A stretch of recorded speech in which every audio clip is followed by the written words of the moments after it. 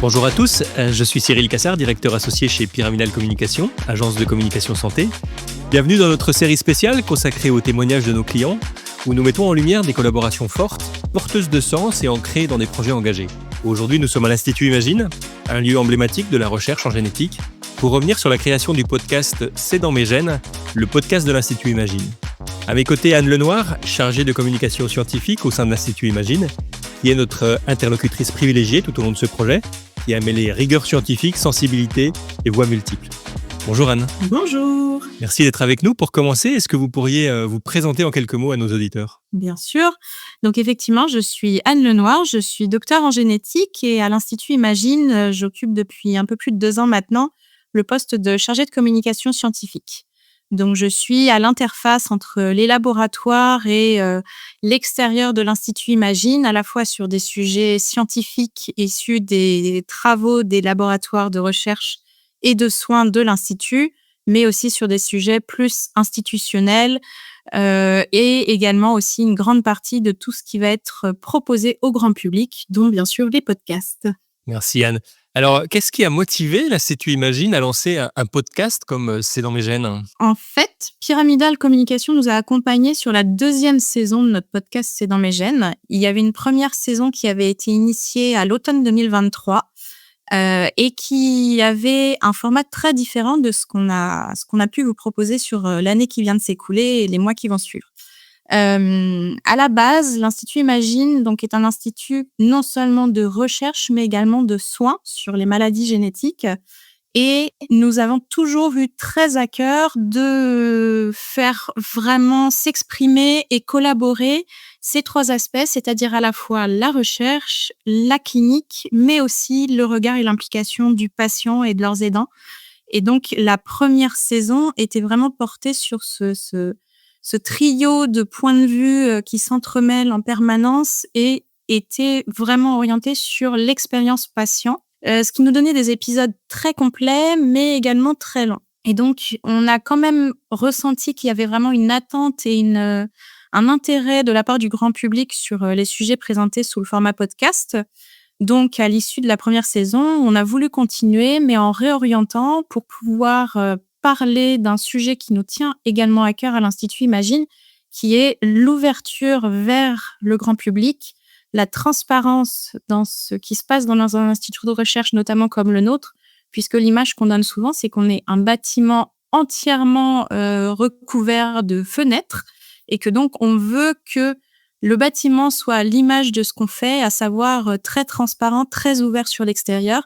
Et donc, le format de podcast nous a paru l'idéal pour pouvoir continuer à présenter l'Institut Imagine à toutes les personnes qui souhaitaient nous entendre. Et justement, en quoi ce format audio vous a semblé pertinent pour parler de la génétique notamment et toucher le grand public ? Le format audio, c'est vraiment venu en complément de ce qu'on faisait déjà depuis quelques années. L'Institut Imagine, c'est un jeune institut puisqu'il a fêté ses 10 ans d'existence en 2024. On avait déjà un certain nombre de projets et de façons de présenter nos résultats, nos travaux et les sujets qui nous semblaient les plus intéressants à communiquer, mais surtout sous des formes écrites, sous des formes digitales, sous des formes vidéo éventuellement.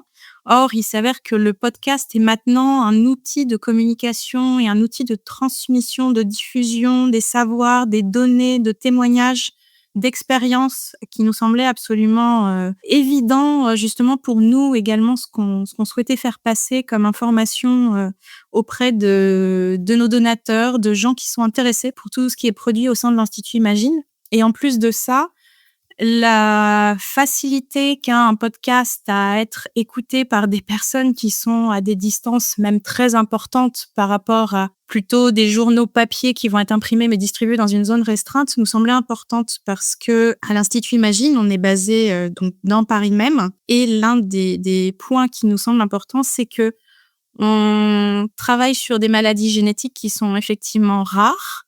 Et l'Institut doit être connu par des patients ou par des familles qui sont susceptibles d'être connus pour pouvoir avoir accès à ce qui est fait au sein de l'Institut Imagine. Donc, il y avait ce côté aussi de vouloir toucher le plus grand nombre, toucher des gens qui sont éventuellement très loin de la zone géographique dans laquelle on est impliqué. Donc un podcast, c'était pour nous l'idéal parce que la parole peut voler très très loin. C'est très clair. Alors l'un des derniers épisodes a même été enregistré en live à l'Institut Imagine, puis diffusé en format audio. Pourquoi avoir fait ce choix? Quand on a réfléchi aux différents sujets sur les épisodes de cette saison-là, l'équipe de Pyramidal nous a suggéré d'avoir des thématiques et des angles d'approche un petit peu différents. Le fil conducteur de la totalité de la saison était un peu de présenter comment fonctionne un institut de recherche biomédicale tel que le nôtre, donc avec différents aspects, aussi bien sur les parcours de gens qui travaillent à l'institut, mais aussi sur des événements, sur l'ouverture, sur des sujets de recherche qui ne sont pas forcément exclusivement de la biologie, mais aussi qui peuvent s'intéresser aux sciences humaines et sociales.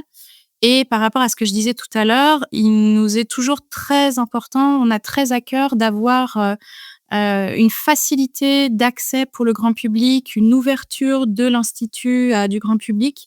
On organise donc régulièrement des journées portes ouvertes ou des événements de type table ronde, de type conférence, de type projection publique dans l'institut même. Donc c'était une manière de montrer via de l'audio, bien sûr, mais qu'on avait toujours cette possibilité pour les gens qui le souhaitent de venir à l'institut, de le visiter et de pouvoir s'entretenir directement avec des chercheurs, des médecins qui travaillent à l'institut, de venir leur poser des questions, de venir vraiment échanger et qu'on sera toujours ouvert à cette possibilité. Alors on a travaillé ensemble sur toute cette saison, cette deuxième saison du podcast C'est dans mes gènes. Comment est-ce que vous décririez la collaboration avec les équipes de Pyramidal Communication? Moi, je la décrirais comme très sympathique. Ce sont des gens qui sont vraiment à l'écoute, qui ont une connaissance à la fois du sujet maladie rare et podcast santé, puisque c'est vraiment leur cœur de métier. Par rapport à la première saison qu'on a fait à l'Institut Imagine, je ne vais pas dire avec les moyens du bord, mais en tout cas de manière un petit peu plus artisanale. On a eu la chance de pouvoir effectivement s'appuyer en toute confiance et en grande qualité sur une équipe de professionnels qui nous ont guidés, orientés, qui nous ont donné effectivement des avis sur l'intérêt des sujets tels qu'on avait identifiés.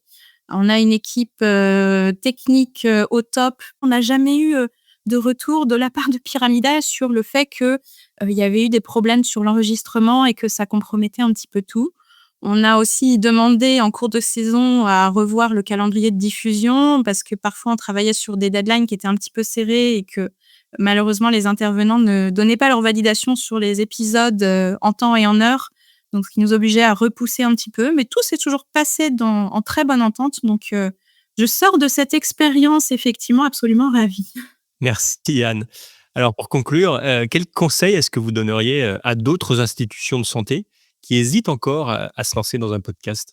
Sur le point de vue, je dirais professionnel, en termes de communication pour un institut ou communication scientifique, je pense que l'un des points très importants à identifier dès le début, c'est le sujet et justement le fil conducteur sur une saison que l'on souhaite aborder. Il y a des grandes instances de recherche publique, notamment, qui ont essayé de lancer des podcasts, qui ont été continués ou pas continués forcément. Je pense au CNRS, je pense à l'INSERM, notamment parce que qui dit podcast dit forcément un public identifié et il va pas forcément y avoir le public qu'on attend ou qu'on espère derrière. Nous, on avait parfaitement conscience à la sortie de la première saison que justement le fait que ce soit un sujet maladie rare fait qu'on n'a pas une communauté de patients forcément extrêmement développée quand on se concentre sur une maladie en particulier et que très vite les gens vont être convaincus de ne pas être concernés par cette maladie, voire par le sujet des maladies rares de manière générale.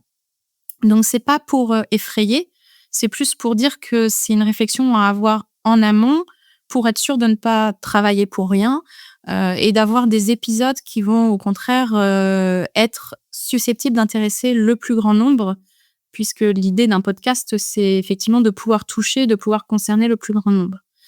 Maintenant, c'est vrai que sur la réalisation, la question de la fréquence de diffusion des épisodes est aussi très importante, dans la mesure où là, nous, je sais qu'on a travaillé justement sur l'identification des sujets des épisodes en début d'année, puis en flux tendu en fonction des réponses des intervenants. Donc, c'est quand même un travail un petit peu justement en permanence. C'est au fil de l'eau, ce qui veut dire que pour quelqu'un qui est dans la structure, l'institution de santé, comme j'ai pu le faire de mon côté, c'est vraiment quelque chose à prendre en compte dans la charge de travail. Maintenant, comme je le disais juste avant, effectivement, quand on peut s'appuyer sur une équipe professionnelle qui est très disponible et très présente, ça simplifie beaucoup les choses. Mais c'est vrai que c'est un gros projet auquel il faut être prêt à consacrer du temps, de l'énergie et en même temps, on sait qu'on aura derrière quelque chose de très intéressant, très beau et sur lequel, pour l'instant, on n'a eu que des retours très positifs en termes d'auditeurs. Merci Anne pour votre confiance, pour votre disponibilité et pour cette collaboration inspirante. C'est dans mes gènes, c'est bien plus qu'un podcast scientifique, c'est une série de récits qui rendent la génétique accessible, vivante et profondément humaine. Alors pour découvrir ou redécouvrir les épisodes, C'est dans mes gènes est disponible sur toutes les grandes plateformes de podcast. Il vous suffit de taper C'est dans mes gènes dans la barre de recherche. Et si vous aussi vous souhaitez imaginer un podcast santé à votre image, Pyramidal Communication est là pour vous accompagner de la conception à la diffusion. À très vite.